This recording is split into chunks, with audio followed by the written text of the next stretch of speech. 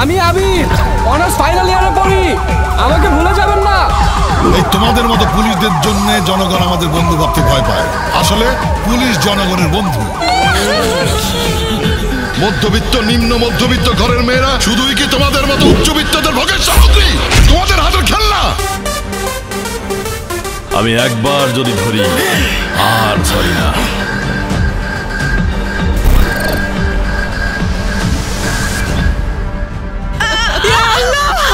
আপনারা কেউ কি আমার রেহাই দিবেন না?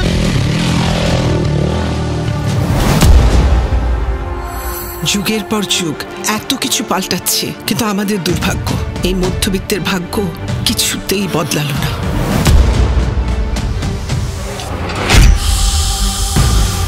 আগুন জ্বালাবেন না স্যার।